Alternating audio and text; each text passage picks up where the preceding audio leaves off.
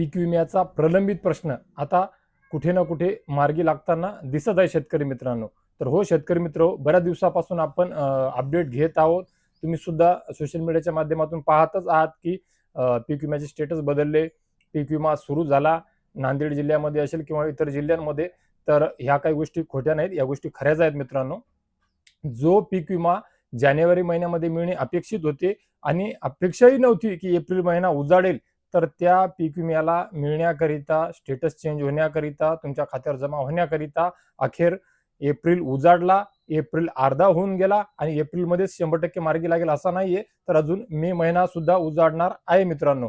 तर मित्रो, गेल्या 2-4 दिवसापासून नांदेड असेल किंवा इतर भागातील शेतकरी बांधवांना आपण या अगोदर व्हिडिओमध्ये पीक विम्याचे ज्या रकमा सांगितलेल्या होत्या, ज्यामध्ये 700-800, तर ते काही खोटं सांगितलेलं नव्हतं मित्रांनो. तशा रकमा सुद्धा आहेत. त्याच्यापेक्षा एकदम अगदी कमी म्हणजे 100, 125, 120 अशा सुद्धा रकमा आहेत. काही शेतकरी बांधवांना 10,000, 12,000, 20,000, 22,000 या प्रमाणामध्ये सुद्धा बऱ्याचशा शेतकरी बांधवांना पीक विम्याच्या रकमा दिसत आहे, खात्यावर जमा व्हायला सुरुवात झालेली आहे मित्रांनो. पण आता विषय असा आहे की सर्व जिल्ह्यांमध्ये या रकमा दिसण्याकरिता अजून वेळ आहे. सर्वच जिल्ह्यामध्ये या रकमा जमा होण्याकरिता सुरुवात झालेली नाहीये. परंतु कुठे ना कुठे महाराष्ट्र राज्यातील सर्वच जिल्ह्यांची यादी जिल्हा वाईज घ्यायची आवश्यकता नाहीये. फक्त आणि फक्त 4-2 जिल्हे जर सोडले तर इतर सर्व जिल्ह्यांमध्ये रकमा दिसायला सुद्धा सुरुवात झालेली आहे आणि बऱ्यापैकी काही जिल्ह्यांमध्ये रकमा त्यांच्या खात्यावर जमा होण्याकरिता सुद्धा सुरुवात झालेली आहे. आणि आता महत्वाचा प्रश्न म्हणजे जे जिल्हे बाकी आहेत, म्हणजे ज्यापैकी 4-2 मध्ये आपण जे सांगितलेलं आहे, ज्यामध्ये बुलढाणा जिल्हा आहे, तर बुलढाणा जिल्ह्याचा जो प्रश्न आहे तो 1 मे पर्यंत मार्गी लागणार असल्याची एक आनंदाची दिलासादायक बातमी समोर येत आहे. सोबतच बुलढाणा व्यतिरिक्त धाराशिव, लातूर, बीड वगैरे हे काही जिल्हे आहेत, या जिल्ह्यांना वेळ प्रसंगी मे महिन्याचा पहिला किंवा दुसरा आठवडा लागू शकतो. या जिल्ह्यांना थोडा वेळ होऊ शकतो, ज्याची वेगवेगळी कारणे आहेत, तांत्रिक कारणे सुद्धा. आणि या अगोदर सुद्धा पीक विम्या संदर्भात आपण खूप वेळा व्हिडिओ बनवलेले आहेत, मागचा एक जर संपूर्ण महिना जर सोडला तर, ज्यामध्ये बरीचशी कारणं, तांत्रिक, राजकीय, अनुदान, निधी, राज्य शासनाचा सहभाग आणि शेतकऱ्याकडून घडलेल्या झालेल्या चुका, कंपनीचा नाकर्तेपणा आणि वेगवेगळी अनेक सारी कारणे आहेत, ज्यामध्ये खरं खोटं. आता यावेळेस सुद्धा तशीच परिस्थिती आहे की बऱ्याचशा जिल्ह्यामध्ये, बऱ्याचशा ठिकाणी, बऱ्याचशा मंडळांमध्ये कंपनींनी आक्षेप घेतलेले आहेत. त्या आक्षेपांवर सुद्धा चर्चा सुरू आहे. ज्यामध्ये आता परत तुमचं एक हिंगोली जिल्हा आहे, त्या हिंगोली जिल्ह्यामध्ये सुद्धा तुम्हाला 25% पीक विम्याचा मार्ग मोकळा होताना दिसत आहे. आता या सर्व गोष्टींपैकी सर्वात महत्वाचा विषय असा आहे की बऱ्याचशा ठिकाणी असं सांगण्यात येत आहे की सपोज तुमचा कोणताही जिल्हा असो, ज्या जिल्ह्यामध्ये अमुक अमुक कोटी रुपयाची रक्कम पीक विम्याच्या अनुदानाकरिता सांगण्यात आलेली आहे, जे सर्व जिल्ह्याची रकमा या अगोदर तुम्ही वेगवेगळ्या दुसऱ्यांच्या व्हिडिओच्या माध्यमातून पाहिलेल्या आहेत, ज्या खोट्या नाही ते. परंतु त्यामध्ये असं सांगण्यात येत आहे की हा पहिलाच टप्पा आहे, याच्यानंतर अजून काही टप्प्यामध्ये त्यांना, शेतकरी बांधवांना पीक मिळणार आहेत. आता पहिला टप्पा आहे असं सांगत असताना हे कुठेही क्लिअर झालेलं नाहीये की पहिल्या टप्प्याचा अर्थ काय. समजा आता अमुक स्पेसिफिक कोणताही जिल्हा असू द्या, परभणी जिल्हा आहे समजा, तर परभणी जिल्हा आहे किंवा कोणताही जिल्हा असू द्या, त्यामध्ये 25% रक्कम आता मिळणार आहे. तर 25% रक्कम मिळणार याचा अर्थ असा आहे का की 100 शेतकरी पात्र आहेत आणि त्या 100 शेतकऱ्यापैकी 25 शेतकऱ्यांना पीक विमा मिळणार आहे आणि तो 100% म्हणजे त्यांचा विमा परत त्यांना मिळणार आहे. आता राहिलेल्या 75% किंवा 75 शेतकऱ्यांना त्यांचा विमा मिळणार आहे, असं कुठेही सांगण्यात आलेलं नाही. या उलट असं सांगण्यात आलेलं आहे की हे जे 25% रक्कम आहे किंवा हा जो विमा मिळणार आहे, याचे सुद्धा टप्पे पडणार आणि शेतकऱ्यांना अजून विमा मिळणार आहे. आता खऱ्या अर्थाने एक वेळचाच विमा मिळायला वर्षानुवर्ष लागतात, महिन्याने महिने लागतात आणि पाठपुरावे करावे लागतात, आंदोलन मोर्चे करावे लागतात.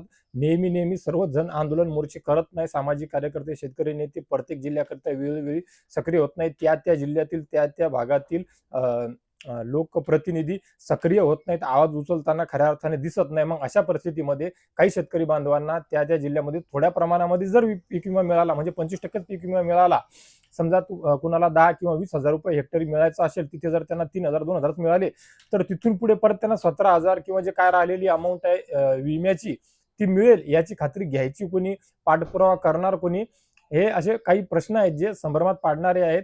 आणि त्या अशा वेगवेगळ्या कारणांमुळे शेतकरी बांधवांमध्ये खूप मोठ्या प्रमाणामध्ये निराशा होते मित्रो.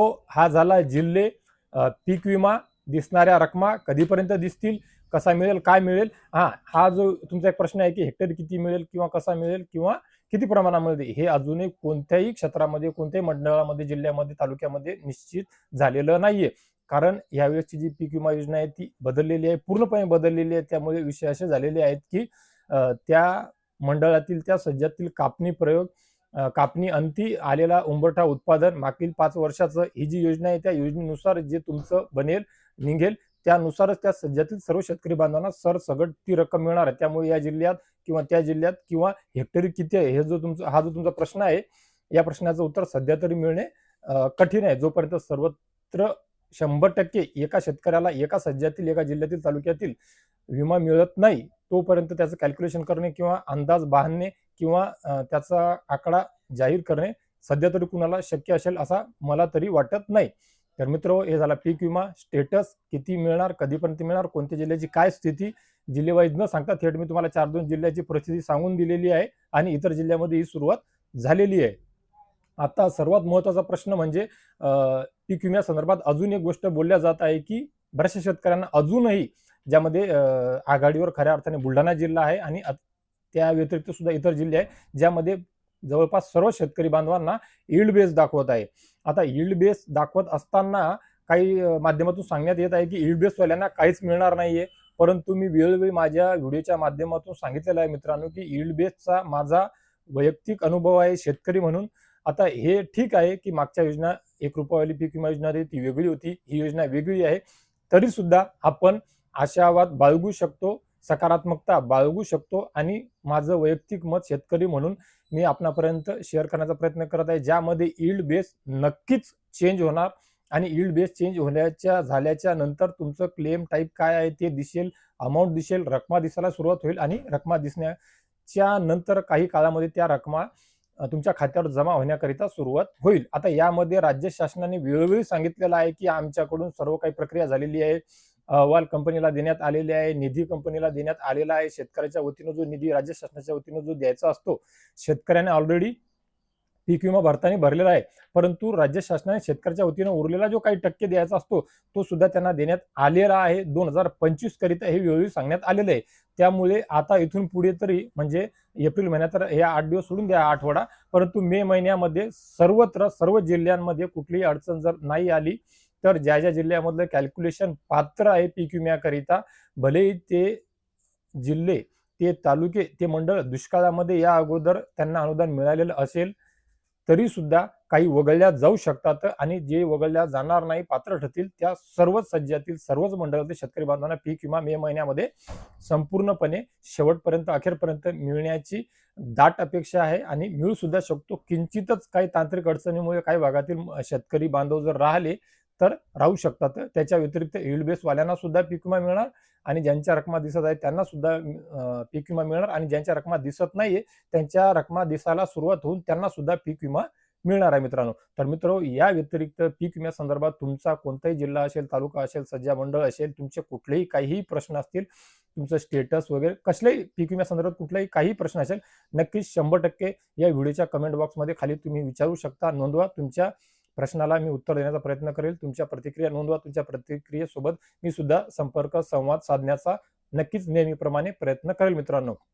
आता खूप दिवसापासून पीक विम्याचे तुम्ही व्हिडिओ पाहत आलेले होते, तुम्हाला त्रास होता, मेंटली मानसिक हॅरॅसमेंट होत होती, त्यामुळे खूप जास्त वेळ घेतलेला आहे मित्रांनो. आणि आता शेवट अखेर एप्रिलच्या अर्धावट झाल्याच्या नंतर हा व्हिडिओ मी तुमच्या समोर आणला आहे, जेणेकरून तुम्हालाही या व्हिडिओची, पीक विम्याची सत्य परिस्थिती कळेल, विश्वास बसेल.